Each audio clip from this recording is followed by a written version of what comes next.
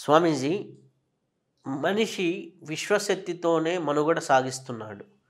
విశ్వశక్తి లేకపోతే మనిషి జీవన విధానమే లేదు. అవును.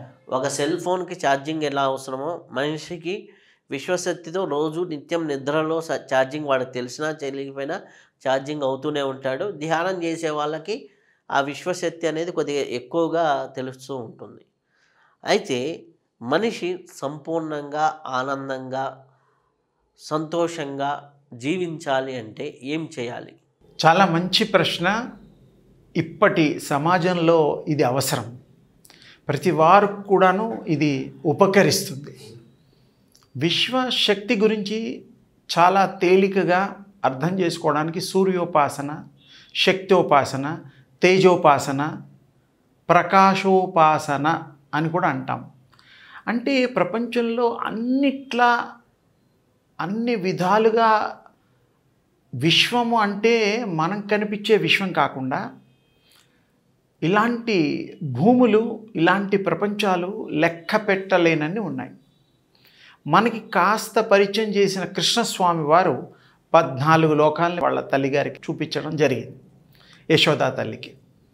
తర్వాత గాయత్రి మంత్రానికి మనం పూర్వీకులు వారి యొక్క విశేషమైనటువంటి తపో శక్తి ద్వారా 24 అక్షరాలకి 24 లోకాల్ని వారు సందర్శించినట్టుగా విదితమే మనకి.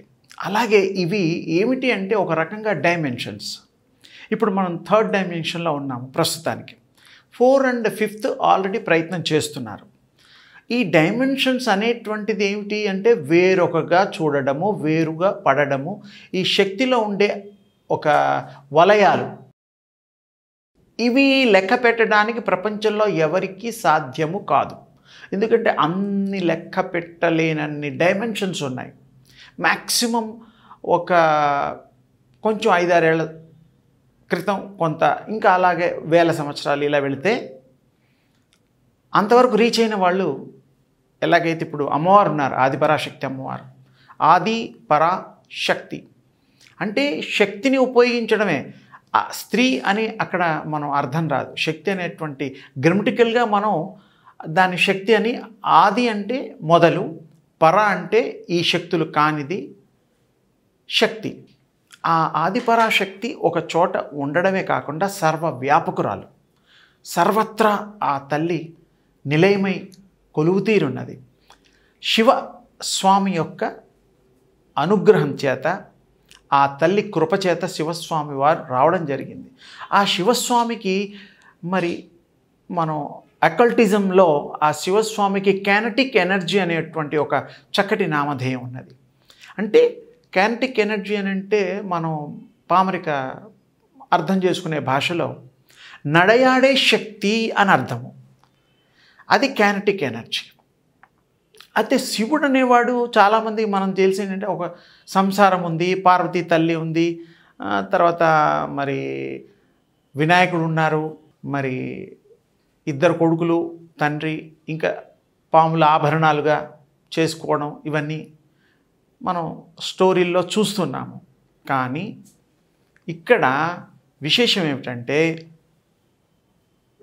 వారు, ఆ శివుడు వేరు. శివలోకం ఉన్నదండి పైన. అది చాలామందికి పరిచయం లేదు. ఈ శివుడే తెలుసు, లేకపోతే శ్మశానంలో కూర్చునే శివుడు తెలుసు. కాలుడుగా, భైరవుడుగా ప్రతి భారతదేశంలో ఏ ఊరు వెళ్ళినా కూడా మీరు శ్మశానంలో తప్పకుండా శివ విగ్రహం లేకుండా ఏ శ్మశానాలు ఉండవు. మరి ఆ విషయం అందరికీ తెలిసిందే. కాబట్టి అవి కావు ఇప్పుడు నేను చెప్పేటువంటిది. ఆ శివ కైనెటిక్ ఎనర్జీ అనేటువంటిది వేరు. ఆ శివలోకం వేరు.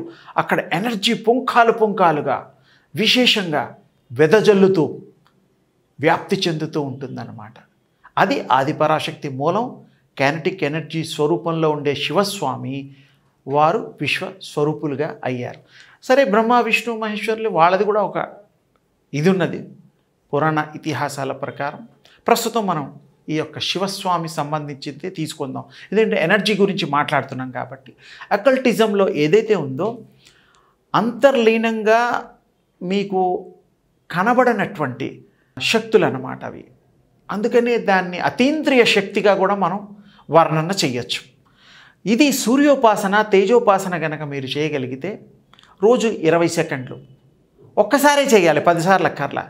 ఆ పొద్దున ఉదయించే సూర్యుడిని అలా చూడండి, ఇలా తండ్రిని. నా తీర్థం, నా భోగో, నా మంత్రం ఏం అక్కర్లా, గురూపదేశం కూడా అక్కర్లేదు, చూడడమే. అది దివ్య మంగళ ఎలాంటి శక్తి గోళం అంటే ఈ విశ్వానికి అంతా వెలుతురుని ప్రసాదిస్తుంది. రాత్రి సూర్యుడి ద్వారా చంద్రుడికి ప్రసరణ జరిగి ఔషధుల రూపంలో మనకి చరిత్ర చెప్తోంది. ఆయుర్వేదం, ధనవంతరి, అది కూడా మనకు తెలుసు. చాలా వీలైనంత వరకు సింపుల్గా చెప్తూ మీకు ఎక్కువ ఇన్ఫర్మేషన్ ఇద్దామనేటువంటిది అలా అలా కొంచెం కొంచెంగా టచ్ చేస్తున్నాను, అంతేగాని వేరే ఏమీలా. అందుకని ఇక్కడ అమ్మవారి సంబంధించింది అనేటువంటి తల్లి భావనే మాత్రమే, కానీ తల్లి అనేటువంటిది స్త్రీ అని కాదు. అక్కడ శక్తి స్వరూపాన్ని మనం తల్లిగా భావిస్తున్నాం. తండ్రిగా కూడా మనం భావించాలంటే మీ ఇష్టం, ఏ దేవుణ్ణైనా కూడా ఏ రూపాలైనా మీరు ఇచ్చేయచ్చు. కానీ ఆ రూపాల గుణాలే ఉపాసన చేసే వాళ్ళకి కృష్ణుని పూజ చేస్తే కృష్ణ రూపాలు, రాముని పూజ చేస్తే రాముడి రూపాలు, గుణాలు వస్తాయి. ఇది తథ్యము. మన వేద వాంగ్మయంలో కూడాను, పురాణ ఇతిహాసాల్లో కూడాను అదే చెప్పబడింది. 108 ఉపనిషత్తులు, 18 పురాణాలు, 4 వేదాలు, పంచమ వేదం, సరే ఇవన్నీ ఎన్నో ఉన్నాయి. అవి ఏది చదివినా కూడా ఒక వేదం 12.5 సంవత్సరాలు పడుతుంది కంప్లీట్ చేయాలంటే. 4 చేసేసరికే 48 ఏళ్ళు 50 ఏళ్ళు దరిదాపు అయితే మరి వాడు ప్రాక్టికల్గా ఎప్పుడు చూడాలి, దాన్ని అనుభవంలో ఎప్పుడు తీసుకోవాలి? అందుకని మనకు తేలికపాటిది అన్నీ ఉన్నాయి. ఈ కలియుగంలో కలౌ నామ సంకీర్తనం, కలియుగంలో నామంతో సాధించవచ్చు. యజ్ఞయాగాలు కూడా చేసేవాళ్ళు ఉన్నారు, తప్పులేదు. కానీ చేసే ప్రక్రియ కరెక్ట్గా చేసేవాళ్ళు ఉన్నప్పుడు తప్పకుండా అది వర్షాలు కురుస్తాయి, పంటలు పండుతాయి. మరి జీవం ఉండేటువంటి ఇచ్చేటువంటి గాలి కలుషితం కాకుండా ఉంటుంది, స్వచ్ఛమైన గాలి ప్రాణవాయువు ఉంటుంది. ఈ పంచభూతాలు కూడా స్వచ్ఛతగా వాటి యొక్క స్థానాల్లో ఉంటూ మనని, ఈ ప్రకృతిని కాపాడుతూ, ప్రకృతికి సంబంధించినటువంటి ఈ ఆకారం ఏదైతే మానవులు తీసుకున్నారో వారందరూ కూడా సుభిక్షంగా వాళ్ళు ఉండడానికి ఆ యొక్క శక్తి యొక్క సహకారంతో మనం ఉంటాం. ఇందులో ఇంకో విషయం చెప్పుకోవాల్సిన అవసరం ఉంది. చాలామంది పిల్లల్ని కంటూ ఉంటారు, మొక్కుబడులు ఉంటాయి, డాక్టర్ల ద్వారా కూడా ఏదో ఈ మధ్య పరికరాలు అవి ఇవి ప్రక్రియలు చేస్తూ కూడా గర్భధారణ జరుగుతోంది. కానీ కాళ్ళు, చేతులు, ఉదరము, కళ్ళు ఇవన్నీ గర్భంలో తయారవుతాయి. కానీ ప్రాణం, జీవం వచ్చేటువంటిది అన్నీ బ్రహ్మంగారు చెప్పినా, కృష్ణస్వామి చెప్పినా, ఏ స్వామి ఇది చెప్పినా, మన పుస్తకాల్లో కూడా వేదాల్లో కూడా, గర్భోపనిషత్తు చూసినా కూడా 7 మాసాల 6.5 రోజులకి మాత్రం నిజమైనటువంటి ప్రాణం వస్తుంది. అప్పటి నుంచి జీవం కదలడం, రావడం, చేయడం అన్నీ ఉంటుంది. కానీ తల్లిదండ్రులు పిల్లల్ని దండం పెట్టుకుంటారు, నాకు మంచి కొడుకు కావాలి, మంచి అమ్మాయి కావాలి, మంచి సత్సంతానం గురించి, ప్రతి ఇంట్లో వంశవృక్షాన్ని గురించి మాట్లాడుకుంటారు. కానీ ఆత్మని కనలేరు, ఇది సత్యము. శరీరాలను ఇవ్వగలుగుతారు, ఆత్మని కనలేరు. కానీ ఆత్మని ప్రేర్ చేయడము, ధ్యానం చేయడం, ఆత్మని ఆహ్వానించడం మాత్రం తల్లిదండ్రులు చేయడానికి వీలున్నది. అవి కూడా ఐడియల్ లోకాలని కొన్ని ఉన్నాయి. ఎలాగైతే పితృలోకం ఉందో, తేజోలోకం ఉందో, బ్రహ్మలోకం ఉందో, శివలోకం ఉందో, విష్ణులోకం ఉందో, ఎన్ని లోకాలైతే ఉన్నాయో అలాగే పితృలోకం ఉన్నట్టుగా మనం పిండ ప్రదానాలు ఎవ్రీ 1 ఇయర్కి ఒకసారి చేస్తూ ఉంటాం. అలాగే ఆత్మల్లో కూడా ఒక లోకం ఉంది, ఈ లోకానికి పైన, ఈ భూలోకానికి పైన, అది దగ్గరగా ఉంటుంది. అవన్నీ ఐడియల్ ఆత్మలు ఉంటాయి అక్కడ. ఇక్కడ వీళ్ళు ప్రేయర్ చేసేటప్పుడు వాళ్ళకి సూటబుల్గా ఉండేటువంటిది, వీళ్ళ ఆర్తనాదమే అనుకోండి, మరి కోరికనే అనుకోండి, వాటికి చేస్తాయి. అవి చూడగలుగుతాయి, వినగలుగుతాయి.